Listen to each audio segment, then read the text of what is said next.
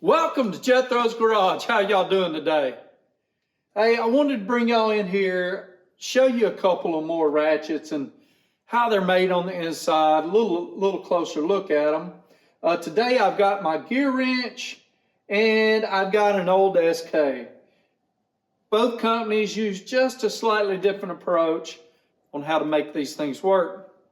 Y'all come on in here and take a peek at it yourself.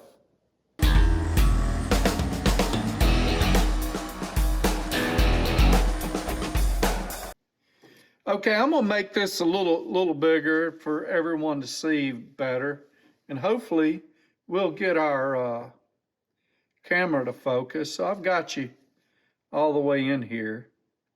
So this one is another one that's a single paw. So it's very, very small. All them tiny teeth. So right here's your selector switch. This right here. It has got a small ball bearing down in here that is spring loaded and puts pressure on this side. When it's turned to the other way, it puts pressure on this side. So when I spin this way, which would be clockwise, it'll slip. But when I go to push it back in the other direction, clockwise, it will grab. So, well, I am just the opposite. Counterclockwise, it slips, and then you go this way and it grabs. So that's because the pressure is on it over here. If we switch this selector switch, watch it, the other way, it allows it to slip this way. And then it grabs when I go this way. So that's how that one works. What's that, 84-quarter? I guess that's a part number. It's also the tooth count for this. See, 84 tooth. I want to be careful not to lose anything out of there. I'll put it back together when I'm through here. Now here, I forget, they take a different approach. Now, it's going to be a little harder to see this one. I should have got me a piece of, what is it? Swab. But anyway, first of all, let's look at this. See this button right here?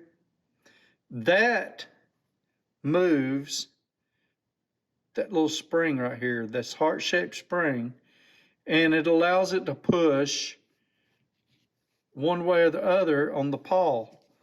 This, oh man, this is the paw.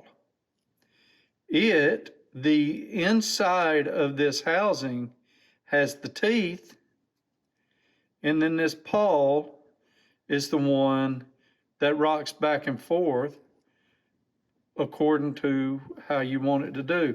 Now, this one won't work quite so well taken apart. See, I don't want to, oof. These are not fun to put back together. But anyway, you kind of see how it is. Got a lot of grease in there. This one doesn't like a light lubrication. It likes it a little bit, a little heavier.